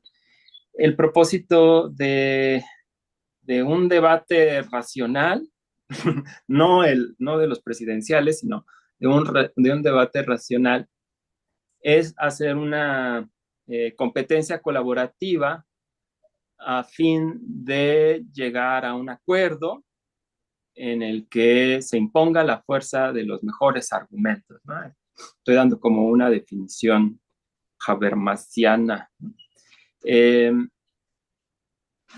Es decir, en un debate, en una discusión racional como Habermas o Emeren lo piensa, pues el objetivo no es atacar a las otras personas o demostrar que son malas y que uno es bueno, ¿no? Sino que el objetivo es que una diferencia de opinión se resuelva llegando a una conclusión en la que los oponentes reconocen la conclusión a la que se llega, ¿no? Por ejemplo, si yo triunfo, pues entonces, si mis razones triunfan, pues entonces el oponente tendrá que admitirlo, ¿no? Eso es en un debate racional. En un debate presidencial no ocurre eso. Y más bien ahí sería como un tipo de polémica, ¿no? Diálogo erístico. Y la diferencia entre un debate y una asamblea de aula es que una asamblea de aula puede ser multifacética. Una asamblea de aula sí puede en algún momento tomar forma de debate, pero también de investigación, también de deliberación. Eh, dice un teórico que se llama Walton, Douglas Walton, que el diálogo deliberativo, que es como lo que ocurre principalmente en una asamblea, tiene lugar cuando se genera un problema abierto, no cuando hay una diferencia de opiniones, ¿no? El ejemplo que puse es el del candado. El candado se perdió, ¿no? Y el asunto aquí es encontrar dónde está el candado o quién se llevó el candado, ¿no? De entrada, no hay una diferencia de opinión de aquí están los partidarios de que fue Paulo y aquí están los partidarios de que fue Naila, ¿no? Sino que de entrada lo que hay es un problema abierto, y lo que se busca puede ser conocer su origen, sus causas, o también establecer acciones para resolver de manera práctica ese problema. Entonces, la asamblea de aula es algo muy versátil. Yo creo que se parece a lo que Walton y Crabbe llaman el diálogo mixto de comité de reunión, no, de reunión de comité, perdón. Es un diálogo mixto en el cual hay distintos tipos de diálogo, como ya lo decía, ¿no? De investigación, de deliberación. Pero algo que sí no puede ocurrir en una asamblea de aula, eso lo dice Horacio Cárdenas y yo estoy de acuerdo con ello, es que no puede haber negociación. No se trata de hacer una asamblea de aula para ponerse a regatear o negociar, y yo creo que tampoco puede haber polémicas erísticas, ¿no? Eso tampoco. Pero bueno, espero haber aclarado el punto.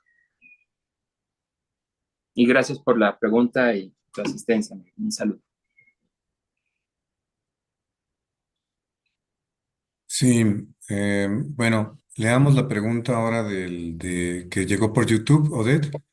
Es parte del equipo Odette de lo que estamos haciendo acá, y Alan, y están ellos checando el YouTube. Es- ¿Pueden leer la pregunta? Sí. Pregunta, compañero Elías, Arturo Serrano Chirinos. em, ¿Considera entonces que el principal problema es la falta de didáctica por parte de los docentes y las condiciones que hay en el aula?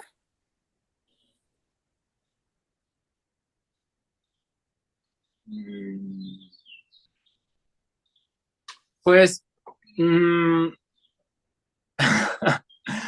creo que eso sería reducirlo mucho, ¿no? No sé si esa impresión dio mi exposición. Sí creo que hay un problema de didáctica, de enseñanza, sí lo creo. Pero creo que también hay un problema de formación. O sea, no se trata solamente de cómo enseñamos los profesores, sino de con qué recursos contamos, ¿no? Los profesores. También creo que hay un problema institucional, que eso no abundé mucho, pero ahora podría abundar en eso, en el sentido de que los profesores tenemos poca incidencia en la determinación de digamos, de los objetivos de actualización o de capacitación, más de actualización docente, ¿no? O sea, nosotros, y yo puedo decir que lo que se requiere para que los profesores de la Escuela Nacional Preparatoria demos buenas clases es un curso como el del doctor Raimundo Morado de pensamiento autocrítico para educadores. Yo lo puedo pensar, lo puedo fundamentar, a lo mejor parte de mi presentación sirve para eso, ¿no? Pero quien va a tomar la decisión de los cursos que se van a dar no somos los profesores, sino es otra persona que está por encima de nosotros, ¿no? Que puede tomar a veces buenas decisiones, a veces no. Pero al punto aquí es que a los profesores, la institución tampoco nos escucha mucho, así como a los estudiantes, los profesores no los escuchamos mucho, tampoco a los profesores nos escuchan mucho arriba, ¿no? Y tenemos que seguir ciertos programas, ciertos lineamientos, ¿no? Entonces, ahí hay otro problema, ¿no? Y de la institución educativa me puedo saltar a la sociedad, ¿no? Que creo que también un poco lo mencionaba ahí. Vivimos en una sociedad que se pretende democrática, pero en el papel, ¿no? O sea, en los hechos, ¿qué hay de eso, no? Entonces, creo que decir que el problema es la falta de didáctica de los profesores, pues es ver nada más una faceta del problema.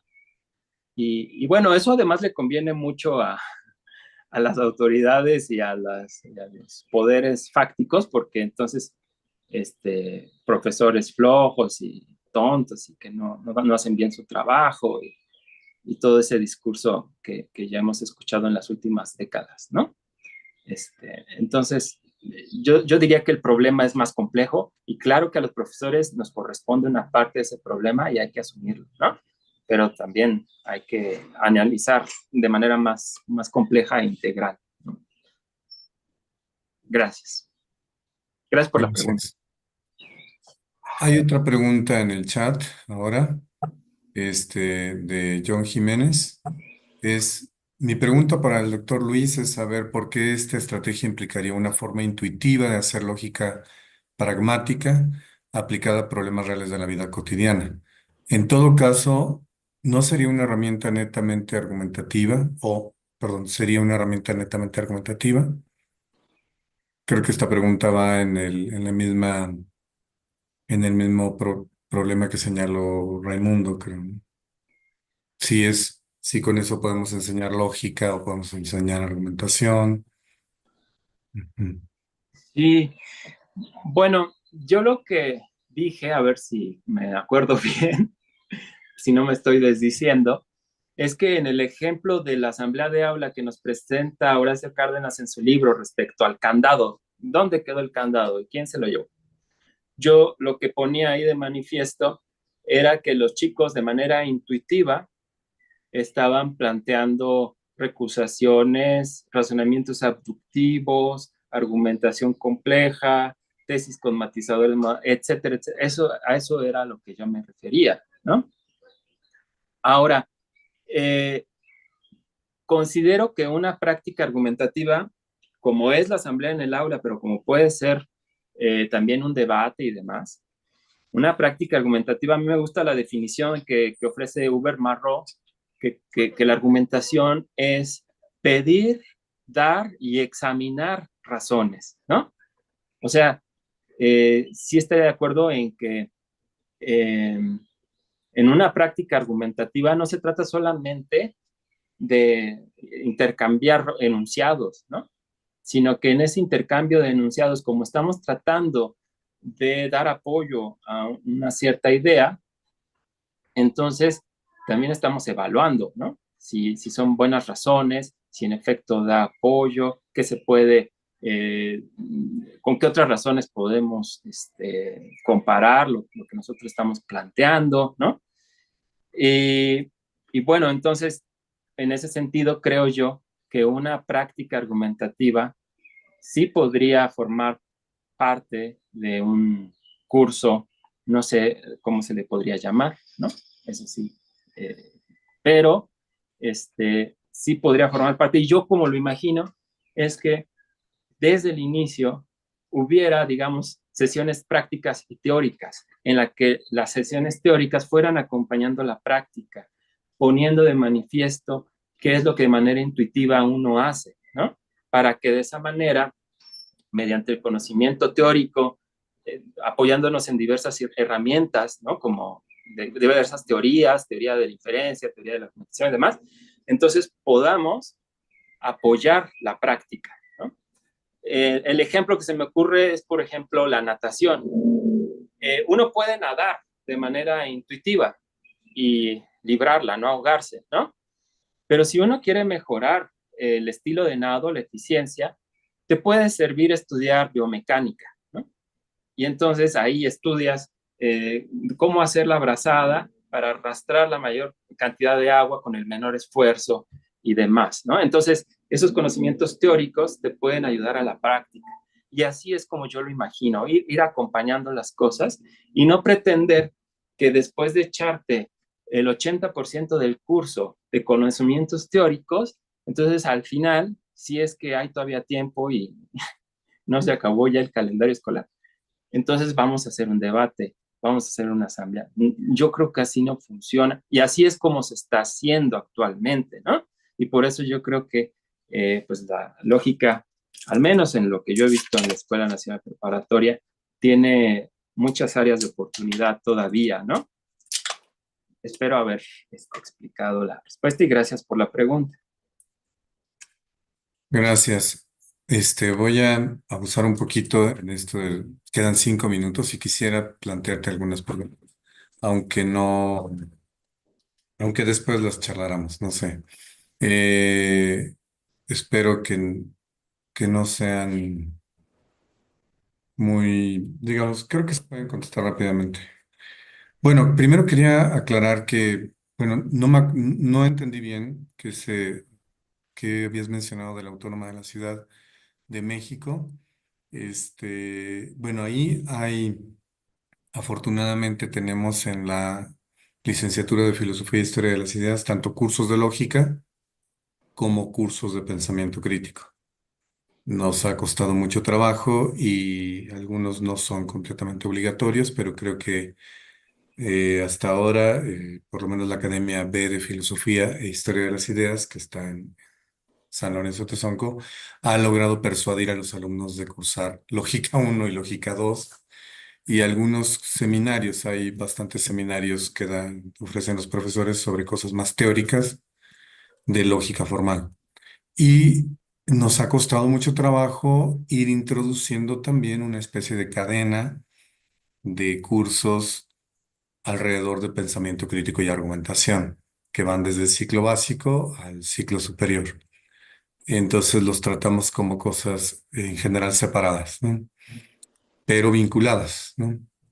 Eh, y bueno, yo quería preguntarte alrededor de esta idea, si la argumentación de esta aclaración, justo aprovechando esta aclaración, si la argumentación decías tú que no fuera una práctica que fuera al final, después de los cursos de lógica o después de algunas intuiciones en lógica formal.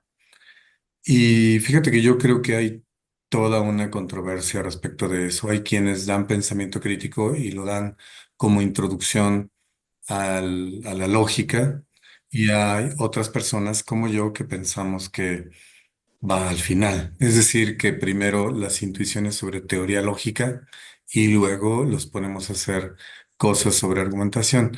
Pero por supuesto hay ahí una solución quizá intermedia que es como hacer prácticas de argumentación, aunque sepamos que solo van a tener una idea bien intuitiva y básica de la evaluación de los argumentos.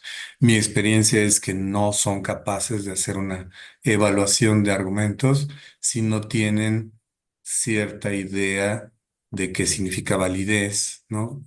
Un poco sólida, y de que hay otra clase de argumentos que no son deductivos y que tienen sus propios constreñimientos de validez. Por eso a mí me gusta primero teoría lógica un poquito, aunque fuera antes de cualquier práctica argumentativa, o doy una práctica argumentativa únicamente para mostrar que no tenemos las intuiciones claras para la evaluación, ¿no?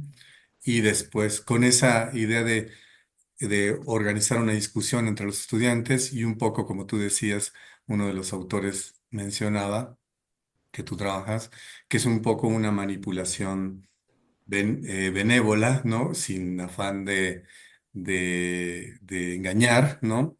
Pero una manipulación un poquito de la discusión para que noten que no tenemos las intuiciones claras a la hora de evaluar un argumento y que necesitamos un poco de teoría lógica. Eso es lo que yo intento hacer y pues, no sé, puede dar algunos resultados.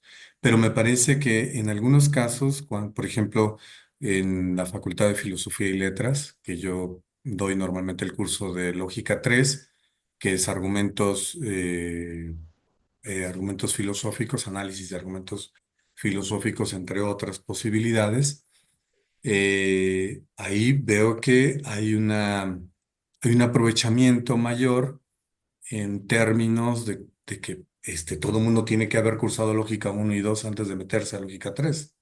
Y en ese sentido, si bien no creo que no pueda hacerse, que no pueda darse y que podría ser benéfico dar una práctica argumentativa antes, cuando los estudiantes apenas están estudiando teoría lógica, creo que cuando la tienen más clara, tenemos un aprovechamiento mayor respecto, por lo menos, de la evaluación de los argumentos del otro a la hora de ponerlos a discutir y todo.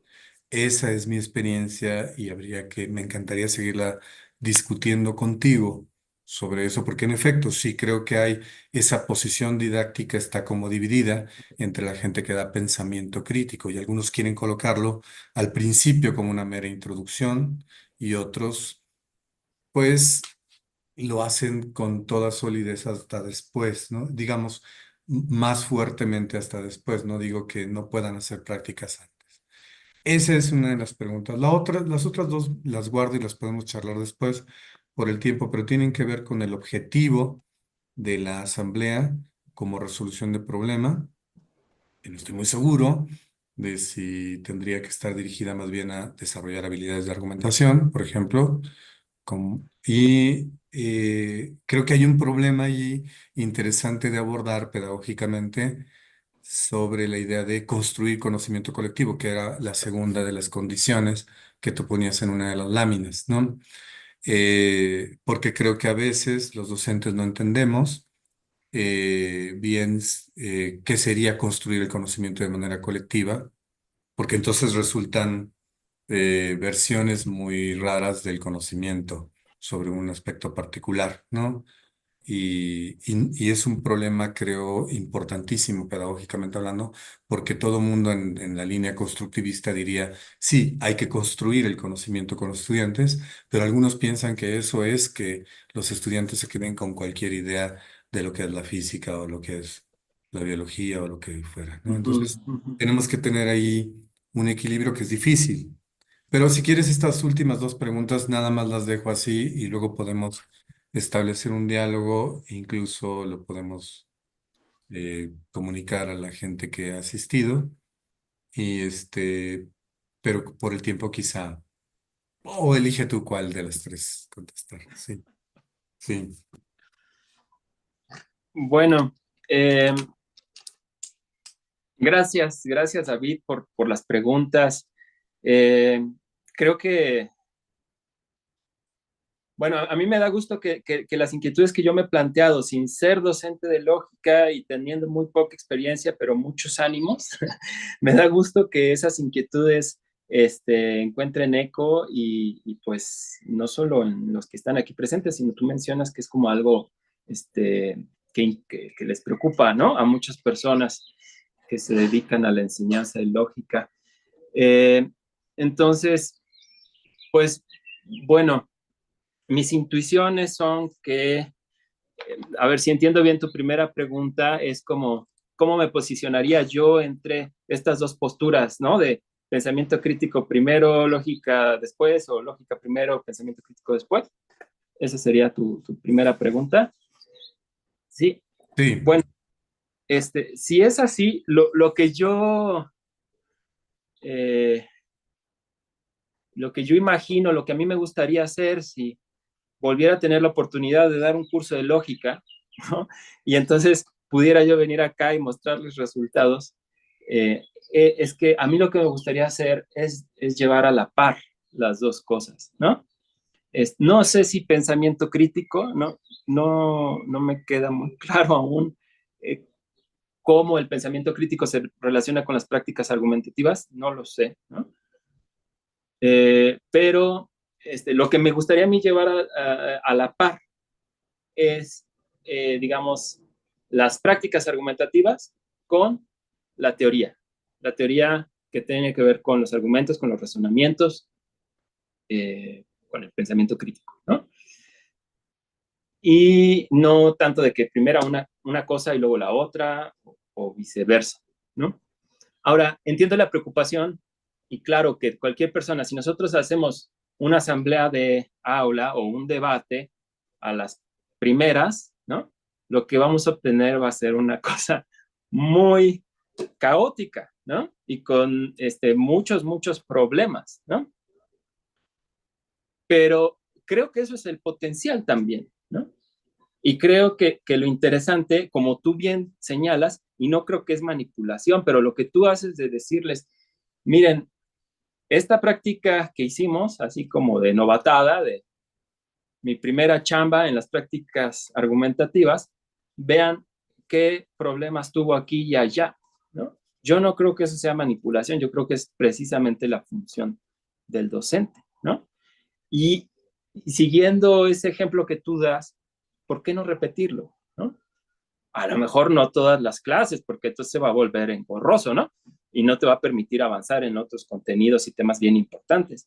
Pero a lo mejor sí al siguiente mes, ¿no? O cuando terminas una unidad. A ver, vamos a hacer otra vez una práctica argumentativa y vamos a encontrar cómo han mejorado nuestras habilidades gracias a los conocimientos teóricos que se han visto, ¿no? Y probablemente vuelva a haber muchos problemas y de nueva cuenta el papel será del docente marcarlos. Al respecto hay un currículum, digamos un proyecto que diseñaron Diana Kuhn y otras personas en Estados Unidos en un libro que publicaron que se llama Discute conmigo o Argumenta conmigo, ¿no? Y entonces lo que ellas hacen en ese programa es precisamente pues ir haciendo prácticas argumentativas con los chicos de diversos tipos, algunas escritas, otras orales, en pequeños grupos, para desembocar al final en un debate y por último en la redacción de un ensayo argumentativo. Pero en cada una de las partes van ellas marcando, ¿no? Dónde hay problemas, fíjate, este es un razonamiento deductivo, aquí está inválida la conexión, tú estás aquí planteando un abductivo, entonces no puedes concluir con necesidad, cosas así, ¿no? Me imagino que es. Entonces, eso sería respecto a la primera pregunta. Y bueno, creo que las otras dos ya se me olvidaron, perdón. Ya también estoy un poco cansado y con este calor. No, no te preocupes, disculpa que te las haya hecho a destiempo. No, muchas gracias, David. No, pero después podemos charlar sobre eso, me encantaría. Creo que el trabajo que has hecho es muy importante, muy interesante de ponerte a pensar seriamente cómo podemos ayudar a los estudiantes en términos de desarrollo de habilidades de argumentación y me encantaría seguir charlando sobre eso. Y supongo que a todos nos encantará, si tienes otras derivaciones de este trabajo, escucharlas en el taller de didáctica de la lógica. Muchas gracias Muchas por gracias la a ti. invitación, por este espacio. Pues muchas gracias, nos despedimos. Muchas gracias, Carlos, por la exposición. Gracias a todos los asistentes y también por sus preguntas. Cerramos la sesión 6 del primer ciclo de este año del taller de didáctica de la lógica. Pues muy contentos de haber aprendido esta técnica en concreto como la ha desarrollado Carlos. Gracias a todos. Muchas gracias. Hasta luego. Hasta luego.